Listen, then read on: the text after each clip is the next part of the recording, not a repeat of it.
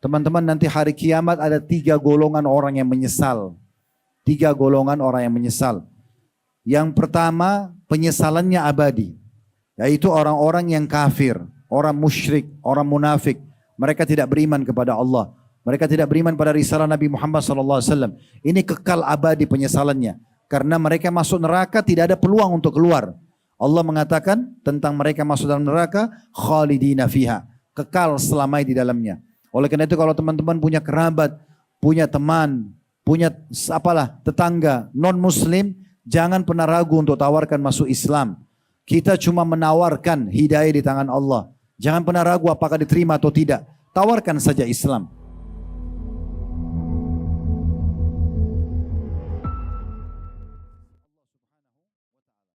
Baik, kita renungi teman-teman sekalian, kita mulai dalam surah Al-An'am. Saya minta ini tolong ditadaburi baik-baik. Karena peringatan seperti ini, Allah lah yang memudahkan lisan kami sekarang menyampaikan. Allah yang memudahkan ya pemerintahan Kota Makassar, jazakumullah khair, untuk memudahkan pengajian kita. Allah yang memudahkan langkah kaki Anda untuk datang dan mendengarkan. Ini jangan dianggap sebagai sebuah seremoni atau testimoni saja. Allah ingin kita merenungi sama-sama ayat-ayat ini. Karena tidak ada sesuatu yang terucapkan dari lisan kami kecuali sudah Allah yang mengaturnya. Ini kebaikan. Perhatikan dalam surah Al-An'am, surah nomor 6. Ada ayat 27 dan ayat 21, ayat 31. Surah Al-An'am ini, surah nomor 6 dalam Al-Quran, disebutkan di ayat 27-nya, ini contoh penyesalan yang akan terjadi nanti, yang bunyinya, saya bacakan, walau tara idh wukifu 'alan nari faqalu ya laitana nuraddu wa la nukadziba bi ayati rabbina wa nakuna minal mu'minin. Dan jika kamu hai Muhammad, kata Allah kepada Nabi Muhammad SAW, dan peringatan buat kita juga umat beliau SAW.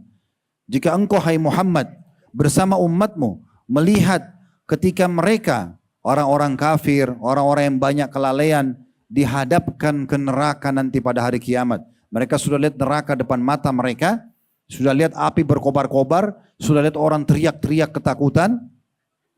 Lalu mereka akan berkata, para ahli neraka akan berkata, ini sudah dikasih bocorannya, jangan menjadi mereka. Allah sudah bilang, mereka akan berkata, kiranya kami dikembalikan ke dunia dan tidak mendustakan ayat-ayat Tuhan kami, serta menjadi orang-orang yang beriman.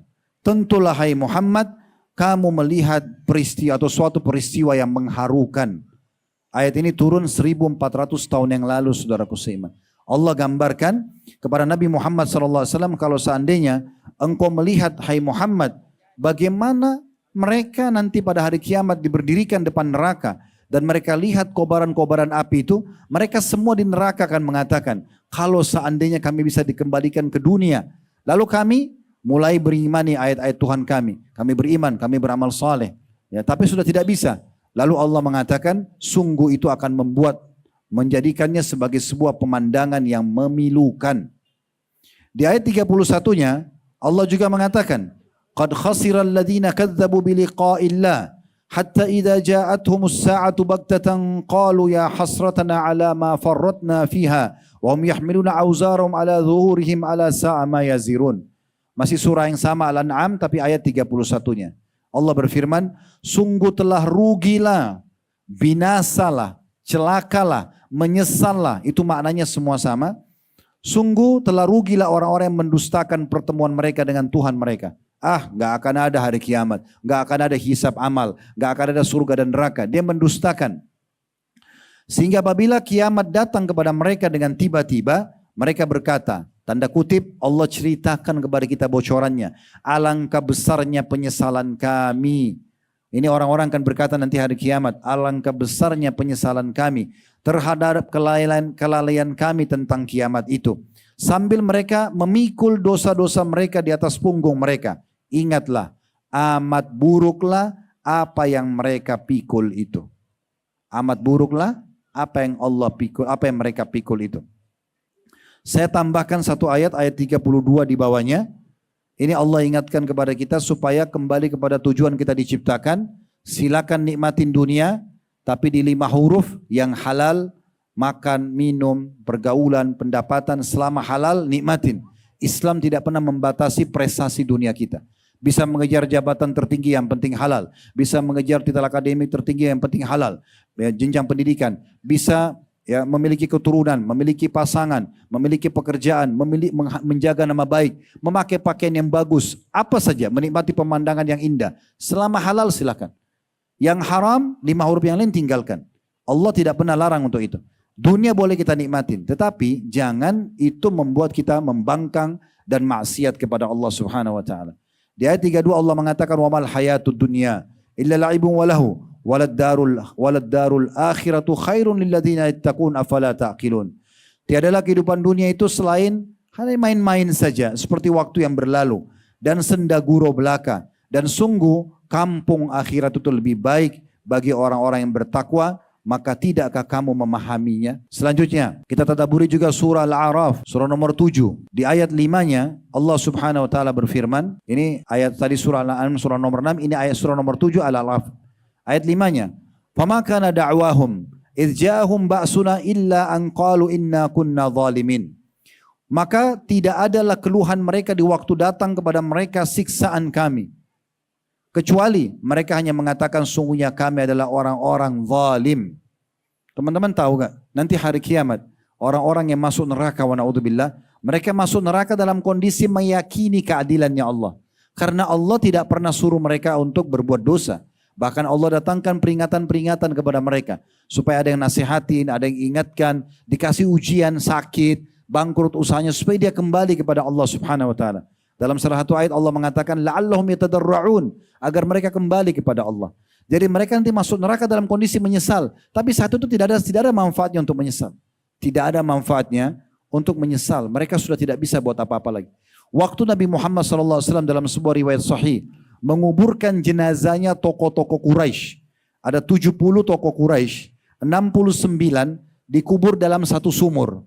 Kemudian satunya Umayyah bin Khalaf tidak bisa dikubur karena badannya membusuk, membengkak. Ini 70 orang, semuanya orang kayanya Mekah, semuanya kepala-kepala suku yang sangat terkenal. Orang-orangnya tampan-tampan, kekar-kekar tubuhnya, keturunannya banyak, tapi binasa di perang Badar karena mereka kufur kepada Allah Subhanahu wa taala. Waktu jenazahnya ditaruh dalam sumur, kata Nabi SAW di depan para sahabat, "Wahai fulan bin fulan," dipanggil namanya satu persatu. "Wahai fulan bin fulan," 69 orang itu. Yang satunya di luar, dikubur di atas tanah. Lalu kata Nabi SAW, setelah sebut 69 nama ini, beliau mengatakan, apakah kalian sudah mendapatkan apa yang Tuhan kalian ancamkan pada kalian? Orang kafir akan kena siksa kubur, malaikat maut cabut ruhnya menyakitkan, kemudian nanti dia akan dibangkitkan hari kiamat masuk neraka. Sudah lihat semua itu? Sesungguhnya, kata Nabi SAW, aku telah mendapatkan apa yang Tuhanku janjikan. Maksudnya, aku beriman, Allah berikan kemenangan. Allah berikan ketentraman. Dan ini baru di dunia, di akhirat aku juga akan dapatkan yang terbaik. Umar bin Khattab sempat mengatakan, ya Rasulullah, mereka semua itu bangkai, sudah mati, jenazah. Bagaimana mereka bisa mendengar Anda? Kata Nabi SAW, demi zat yang jiwakum dalam genggamannya wahai Muhammad. Maksudnya demi Allah, sesungguhnya mereka lebih jelas mendengarku daripada engkau sedang mendengarku sekarang. Live Nabi SAW sampaikan tentang kondisi mereka. Cerdaslah teman-teman. Masuk telinga kanan, dicerna ke otak kita, dimasukkan ke dalam hati kita, aplikasikan dalam anggota tubuh. Jangan cuma dengar ceramah masuk telinga kanan, keluar telinga kiri lalu pulang, bubar, oh bagus ya, oh tadi rame ya. Bukan itu yang dibutuhkan. Bagaimana antum pulang, Anda pulang membawa ilmu itu dan mengamalkan. Itu yang penting. Keselamatan Allah yang membuat kita bisa berkumpul sehingga kita bisa saling mengingatkan pada saat ini. Maka jangan sia-siakan ini. Begitu juga selanjutnya, Allah SWT sebutkan dalam surah Yunus, surah nomor 10 yang disebutkan di ayat 50 sampai ayat 54. Bunyinya surah Yunus surah nomor 10 ayat 50 sampai 54. Qul ara'aitum in atakum adzabuhu bayatan aw naharan madza yasta'jilu minhul mujrimun. Katakan hai Muhammad, terangkan kepadaku jika datang kepada kamu sekalian siksanya Allah di waktu malam atau di siang hari, apakah orang-orang berdosa itu meminta disegerakan juga? Maksudnya kalau tiba-tiba datang, ada orang yang berzina di hotel, tiba-tiba rubuh hotelnya, mati. Tidak sempat melarikan diri. Ada orang yang keluar dari rumahnya sehat, tabrakan, meninggal di tempat. Kejadian beberapa waktu lalu di Indonesia ada tsunami, ada longsor, ya. Semuanya itu teman-teman sekalian Kita bisa dengar kemarin dipublikasikan di media kita. Bagaimana mereka pada saat itu menceritakan, saya cuplikan seseorang anak muda di Palu waktu terjadi tsunami dan longsor. Itu menceritakan di media. Sambil dia mengatakan, sesungguhnya teman saya bersama saya jalan. Tiba-tiba tanah itu ya terjadi longsor dan berputar, rumah itu rubuh dan teman saya pun disedot ke dalam. Saya sempat loncat, pindah dari sana sini dan saya sempat selamat. Dia menceritakan apa yang sedang terjadi. Padahal itu setiap saat bisa terjadi pada diri dia juga. Harusnya orang yang cerdas, kata Ibnu Umar radhiyallahu anhu, kalau ada depan mata dia peringatan terjadi, mungkin belum menimpa dia, tapi pada temannya, dia harus menyadari Allah sedang memberikan peringatan dia dan menyelamatkan agar dia sempat tobat, tidak seperti temannya. Berapa banyak orang di masa kita sekarang, kalau dari diskotik malam hari, balap-balap mobil, tabrakan. Temannya mati, dia tidak mati. Tapi dia cuma mengatakan syukur teman saya mati bukan saya. Dia tidak ambil pelajaran. Padahal setiap saat bisa terjadi pada dia. Dan akan terjadi penyesalan yang sama. Allah subhanahu wa ta'ala menjelaskan, kembali tadi ke surah Yunus ayat 50-nya. Ayat 51. Athumma idha ma waqa'a amantum bihi al-ana waqad kuntum bihi tasta'jilun. Kemudian apabila terjadi azab itu, datang hukuman Allah. Kemudian kamu baru mempercayainya? Tanda tanya. Nanti kalau sudah jatuh, kemudian apabila terjadi siksa itu, azab itu datang. Kena penyakit tiba-tiba, tabrakan tiba-tiba, longsor, tsunami, gempa dan segala macam. Baru kamu percaya, kata Allah. Apakah sekarang baru kamu percaya dan yakin? Padahal sebelumnya kamu termasuk orang-orang yang minta selalu disegerakan. Jangan ya akhi mabuk, ukhti jangan begini. Diingatkan, sudahlah nggak usah nggak apa-apa, seakan-akan tidak datang siksaan. Begitu datang siksaan, ya baru menyesal. Ayat 52-nya. Tsumma qila lil ladzina zalamu dzuqu adzabal khuldi hal tujzauna illa bima kuntum taksibun. Dan dikatakan kepada orang-orang yang zalim, ya, rasakanlah olehmu siksaan yang kekal. Kamu tidak diberi balasan kecuali seperti apa yang kamu lakukan saja. Kamu berbuat baik dapat balasannya. Kamu berbuat buruk kamu akan dihukum. Kalau ada orang yang masih menganggap remeh siksa-siksa Allah ini teman-teman sekalian. Sebenarnya banyak sekali contoh-contoh yang Allah sudah kasih kepada kita. Seperti misalnya kita pernah rasakan demam ya. Semua kita pasti pernah demam karena ini didatangkan oleh Allah Subhanahu wa taala sebagai ujian bagi hambanya. Kata Nabi SAW, sungguhnya demam itu adalah bagian daripada tiupan panasnya api neraka. Dinginkanlah dengan air. Di sini kita bisa lihat kalau kita rasa demam, mungkin anggaplah demam yang paling pernah kita rasakan misalnya 38, 48. Saya pernah demam 40 derajat. Panas sekali, waktu itu sudah harus dirawat, kami masih mahasiswa di Madinah. Luar biasa, nggak bisa makan, nggak bisa minum, nggak bisa tidur. Ini baru ujian kecil Allah datangkan dan cuma 1-2 hari. Bagaimana kalau orang didatangkan dengan panasnya api neraka, dibakar dan tidak ada jalan, tidak bisa negosiasi ya di hari kiamat itu, tidak bisa minta tolong sama siapapun. Neraka akan dijaga oleh malaikat-malaikat yang keras dan kasar. Mereka tidak bisa diajak negosiasi. Ayat 53-nya, wa yastambi'unaka haqqun hu qul i wa rabbi innahu lahaq wa ma antum bimu'jizin. Dan mereka menanyakan kepadamu, hai Muhammad, benarkah azab-azab yang kamu ancamkan itu akan datang? Katakan, ya demi Tuhanku, sesungguhnya azab itu adalah benar dan kamu sekali-kali tidak akan bisa luput darinya. Ayat 54-nya. Ini masih surah Yunus sama ayat terakhir di surah Yunus ini. Walau anna likulli nafsin dhalamat ma fil ardi laftadat bih wa asarrun nadamata lamma ra'ul azab wa qudiya bainahum bil qisti wa hum la yudlamun. Dan kalau setiap diri yang zalim atau berbuat musyrik, berbuat kekafiran, maksiat, tidak mau taubat, itu mempunyai segala apa yang ada di bumi, tentu dia akan menebus dirinya dengan itu pada hari kiamat nanti. Dan mereka membunyikan, menyebutkan penyesalannya ketika mereka telah menyaksikan siksaan itu. Dan telah diberi keputusan di antara mereka dengan adil di hari kiamat, sedangkan mereka tidak dianiaya sedikit pun. Kita baca ayat selanjutnya mungkin, ini ayat terakhir baru kita break dulu untuk sholat ya. Yaitu dalam surah Maryam, surah nomor 19 ayat 39 yang bunyinya wa anzirhum yaumal hasrati idh qudiyal amru wa hum fi ghaflatin wa hum la yu'minun.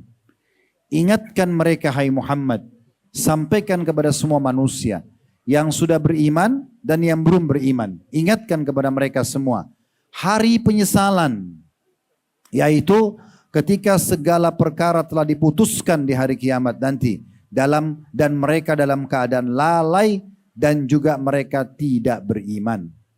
Sebagai penutup kata-kata saya, kita break sholat isya dulu. Teman-teman, nanti hari kiamat ada 3 golongan orang yang menyesal. 3 golongan orang yang menyesal. Yang pertama, penyesalannya abadi, yaitu orang-orang yang kafir, orang musyrik, orang munafik. Mereka tidak beriman kepada Allah.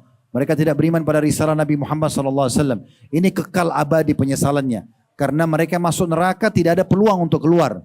Allah mengatakan tentang mereka masuk dalam neraka, khalidina fiha, kekal selamanya di dalamnya. Oleh karena itu kalau teman-teman punya kerabat, punya teman, punya tetangga non-muslim, jangan pernah ragu untuk tawarkan masuk Islam. Kita cuma menawarkan hidayah di tangan Allah. Jangan pernah ragu apakah diterima atau tidak. Tawarkan saja Islam. Saya setiap kali ketemu orang non-muslim, saya selalu bertanya, bagaimana pendapat Anda tentang Islam? Setelah dia jelaskan pendapat dia, lalu kemudian saya cuma menyampaikan dengan harapan dia bisa masuk Islam. Dan tidak sedikit di antara mereka syahadat karena itu. Hampir mayoritas yang masuk Islam yang syahadat ini, rata-rata tidak masuk akal. Mendengarkan azan, melihat muslimah pakai jilbab, hanya mendengarkan sebuah potongan ayat, mereka bisa syahadat. Karena orang kalau meninggal dalam keadaan kafir, tidak ada keselamatan lagi selamanya. Maka dia akan masuk neraka selamanya. Yang kedua, orang yang menyesal tapi ini sementara saja. Artinya menyesal karena mereka masuk ke neraka tapi masih bisa keluar. Ini adalah usatul mu'minin. Orang-orang beriman yang banyak buat dosa tapi tidak sempat bertaubat. Ini bahaya nih. Ya, walaupun nanti keluar dari neraka tapi tetap menyesal. Mereka ini menyesal karena mereka masuk neraka walaupun hitungan cuma beberapa hari, tetap menyesal karena siksaannya sangat menyakitkan. Siksaannya sangat menyakitkan karena di akhirat nanti tidak ada kematian. Tidak ada kematian. Teman-teman nanti kalau ada contoh misalnya kalau ada pencuri di pinggir jalan, perampok, ditangkap, digebukin oleh masyarakat. Kalau sampai mati, pencuri itu sampai mati, saya yakin kita sepakat tidak akan dipukuli lagi. Karena orang yang mati tidak akan merasakan sakit. Tapi di neraka tidak ada kematian. Sehingga ulama memberikan gambaran nanti di neraka itu orang terbakar sampai hangus, tinggal tulang pun tapi tidak mati. Dia masih hidup. Lalu Allah utuhkan kembali kulitnya, ototnya, semua tubuhnya. Dalam kondisi dia terbakar sakit, dalam kondisi dikembalikan juga sakit. Lalu kemudian disiksa lagi. Hangus lagi semuanya, dikembalikan lagi begitu terus sakit. Sehingga mereka menjerit dan mereka kesakitan. Tapi semua tidak akan bermanfaat sampai dosanya bersih, baru dia dikeluarkan dari neraka. Yang ketiga, ini yang kita harapkan supaya jangan juga terjadi pada diri kita. Mungkin yang pertama insya Allah kita jauh karena kita sudah beriman. Semoga Allah meninggalkan kita di atas iman ini. Kemudian yang kedua, kemungkinan ada terjadi. Tapi insya Allah mudah-mudahan sudah dengar ceramah ini, Anda akan hati-hati. Tidak mau bawa dosa menuju ke akhirat. Karena takut disiksa oleh Allah subhanahu wa ta'ala. Nikmati saja yang halal. Karena pada saat Anda mau makan makanan halal, itu jauh lebih baik daripada makanan yang haram. Saat Allah haramkan babi, Allah gantikan dengan sapi, kambing, kuda, kelinci, semua hewan air. Kenapa harus babi? Di saat Allah haramkan khamar, minuman keras, Allah halalkan susu, madu, sirup, dan banyak yang lainnya. Di saat Allah haramkan zina, kita butuh interaksi sama lawan jenis, Allah bukakan pintu nikah. Maka kenapa harus yang haram? Kenapa bukan yang halal saja? Toh yang halal banyak. Kan gitu. Kemudian penyesalan yang ketiga ini adalah penyesalan orang-orang beriman yang masuk ke dalam surga, tapi dia sebenarnya menyesal kenapa masih ada amal-amal soleh yang dia sia-siakan, yang kalau dia kerjakan selama dunia derajatnya bukan di situ, tapi jauh lebih tinggi dari yang dia dapatkan. Cuma sudah tidak bisa diperbaiki lagi. Dia masuk ke surga, seharusnya dia bisa masuk ke derajat 100 misalnya. Dia cuma ada di derajat kedua. Dia menyesal karena dia tahu sebenarnya dia bisa raih derajat 100 kalau selama dunia dia tidak lalai dari amal-amal soleh. Maka ini penyesalan juga berbahaya buat kita. Walaupun nikmat surga itu sudah luar biasa. Karena yang paling rendah derajatnya saja itu adalah seperti 10 kali lipat raja terkayanya dunia. Sebagaimana dijelaskan dalam hadis yang sahih. Tapi penyesalan akan terjadi teman-teman sekalian karena kita sia-siakan peluang-peluang untuk mendapat derajat yang tinggi. Allahu a'lam.